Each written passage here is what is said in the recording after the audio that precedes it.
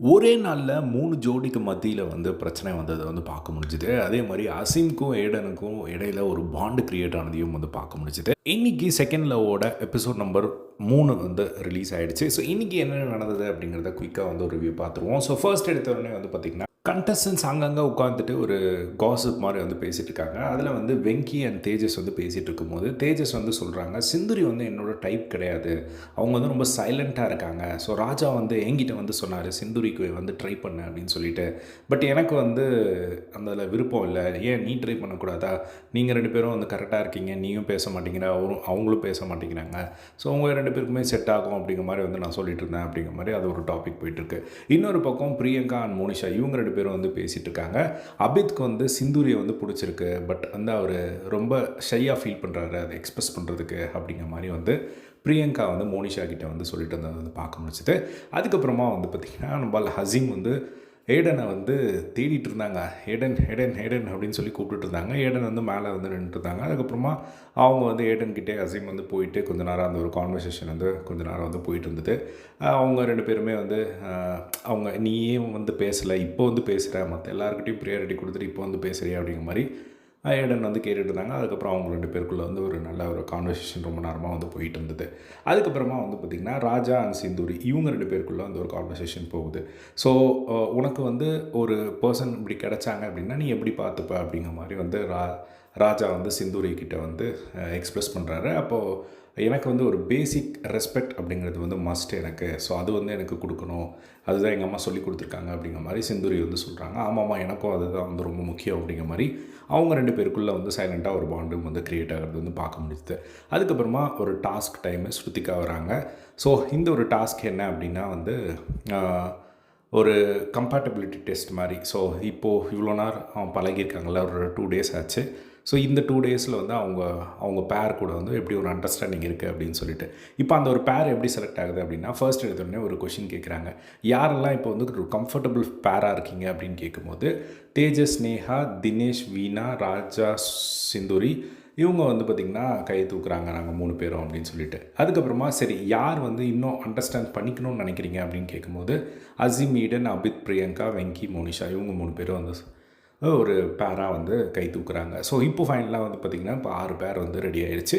இப்போ 2 பேராக பார்த்திங்கன்னா ஒரு பாத்வே மாதிரி அமைச்சிருக்காங்க. அதில் பிளாங்க்ஸ் மாதிரி அங்கங்கே வச்சுருக்காங்க. ஸோ ஒவ்வொரு கொஷினாக கேட்பாங்க. அதில் கரெக்டாக சொல்லிட்டாங்க அப்படின்னா 2 ஜோடி வருவாங்க. 2 ஜோடிக்குள்ளே ஒரு போட்டி மாதிரி. ஸோ அதில் யார் அதிகமாக எடுக்கிறாங்க அப்படிங்கிறது தான், அண்ட் ஓவராலாக யார் அதிகமாக எடுக்கிறாங்க அப்படிங்கிறது தான் டாஸ்க்கு.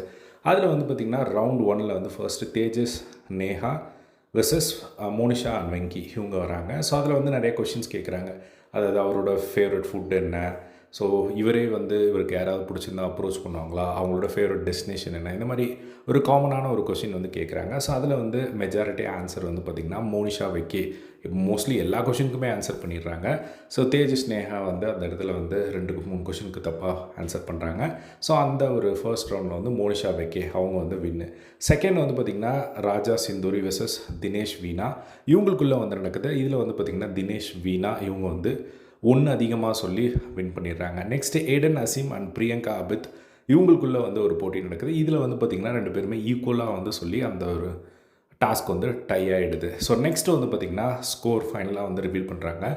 ராஜா, சிந்துரி 3 பிளாங்க்ஸ் தாண்டியிருக்காங்க. தேஜஸ், நேஹா 5 பிளாங்க்ஸ். அதுக்கப்புறம் 3 ஜோடி ஏடன், அசீம், பிரியங்கா, அபித், தினேஷ், வீணா இவங்க பார்த்திங்கன்னா 6 பிளாங்க்ஸ் கிராஸ் பண்ணியிருக்காங்க. வெக்கே அண்ட் மோனிஷா இவங்க தான் பார்த்திங்கன்னா 7 கிராஸ் பண்ணி ஃபைனலாக இந்த டாஸ்கோட வின்னராகவும் வராங்க. ஸோ வின்னான அந்த ஜோடிக்கு ஒரு சர்ப்ரைஸும் இருக்குது, ஒரு ட்விஸ்ட்டும் இருக்குது அப்படிங்கிற மாதிரி ஸ்ருதிகா சொல்லிடுறாங்க. அது என்ன அப்படிங்கிறது எபிசோடில் ரிவீல் ஆகலை. அதுக்கப்புறம் இதெல்லாம் முடிஞ்சிருச்சா, அதுக்கப்புறம் எல்லாருமே வீட்டுக்குள்ளே இருக்காங்க. அங்கே ஒரு டாஸ்க் நடக்குது. அது என்ன டாஸ்க் அப்படின்னா, டிவியில் போடுறாங்க வழக்கம் போல் பிக் பாஸில் போடுற மாதிரி ட்ரூத் ஆர் டேர் கேம் மாதிரி ஒரு கார்டு இருக்கும். அதில் ஒரு கொஷின் இருக்கும். ஸோ அதை பார்த்திங்கன்னா அந்த இடத்துல அவங்க எக்ஸ்ப்ரெஸ் பண்ணணும். அந்த இடத்துல தான் ஒரு சில பஞ்சாயத்துகள் ஸ்டார்ட் ஆகுது. ஸோ அதில் பார்த்திங்கன்னா ஒரு ஃபர்ஸ்ட் கொஷினாக யார் கூட டேட் பண்ணணும்னு நினைக்கிறீங்க, டேரெக்டாக கேளுங்க அப்படின்னு சொல்லி அபித் பார்த்திங்கன்னா அபித்துக்கு அந்த ஒரு கார்டு வருது. அதில் அபித் சிந்துரியை சூஸ் பண்ணுறதை பார்க்க முடியுது.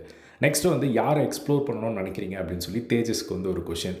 அந்த இடத்துல தேஜஸ் பார்த்திங்கன்னா வீணாவை செலக்ட் பண்ணுறாங்க. அந்த இடத்துல நேஹாவுக்கு ஒரு மாதிரி ஆகுது. ஏன்னா தேஜஸும் நேஹாவும் தான் வந்து ஒரு மாதிரி ஒரு பாண்டில் போயிட்டுருந்தாங்க. இப்போ வந்து அவங்க வீணாவை வந்து செலக்ட் பண்ணனால அந்த இடத்துல நேஹாவுக்கு ஒரு மாதிரி டிசப்பாயின்மெண்ட் ஆகுறாங்க. நெக்ஸ்ட்டு வந்து பார்த்திங்கன்னா 3வது வந்து நெக்ஸ்ட் டேட் யார் கூட போகணுன்னு நினைக்கிறீங்க அப்படின்னு சொல்லி வீணாவுக்கு ஒரு கொஷின் வருது.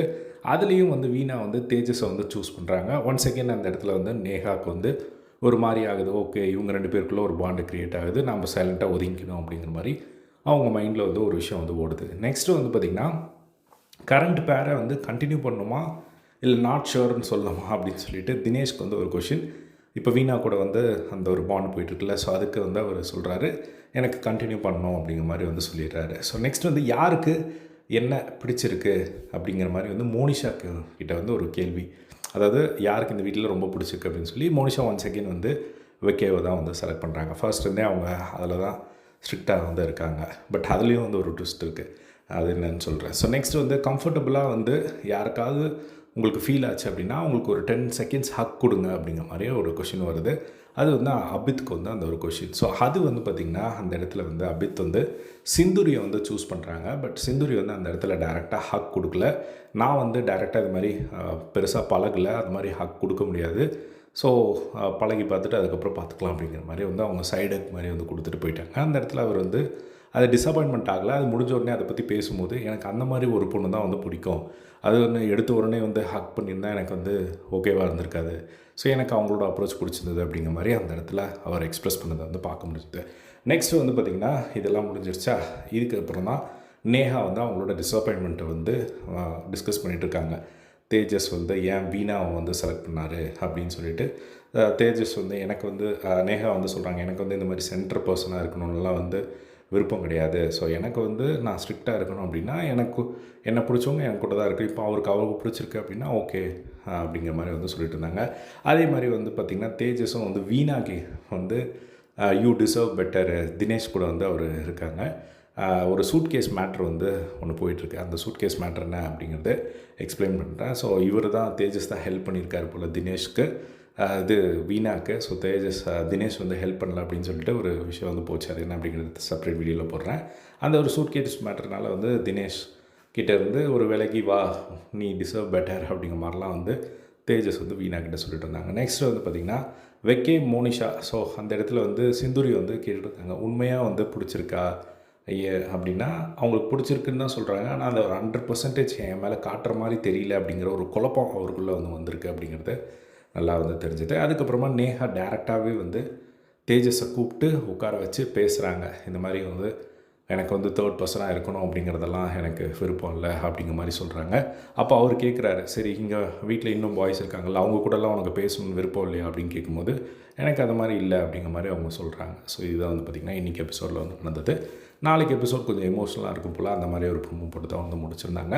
ஸோ இன்றைக்கி எபிசோடில் வந்து பார்த்திங்கன்னா நேஹா தேஜஸ் இவங்க 2 பேருக்குள்ளே வந்து ஒரு கான்ஃப்ளிக்ட் வருது. அதுக்கப்புறம் வீணா தினேஷ் இவங்க 2 பேரும் பிரிகிற மாதிரி இருக்காங்க. அதுக்கப்புறம் இன்னொரு பக்கம் வெக்கே அண்ட் மோனிஷா இவங்க 2 பேருக்குள்ளேயே வந்து ஒரு கான்ஃப்ளிக்ட் வருது. இன்னொரு பக்கம் அசீம் அண்ட் ஹிடன் இவங்க 2 பேருக்குள்ளே ஒரு நல்ல பாண்ட் க்ரியேட் ஆகுது. ஸோ இந்த மாதிரி தான் வந்து போயிட்டுருக்கு. வெயிட் பண்ணி வந்து பார்க்கலாம் ஃபர்தராக என்ன நடக்குது அப்படின்னு சொல்லி. ஸோ இதே மாதிரி எல்லாம் செகண்ட் லவ் அப்டேட்ஸ் தெரிஞ்சுக்க நம்மளோட சேனலை சப்ஸ்கிரைப் பண்ணி சப்போர்ட் பண்ணுங்கள். தேங்க்ஸ் ஃபார் வாட்சிங். பை.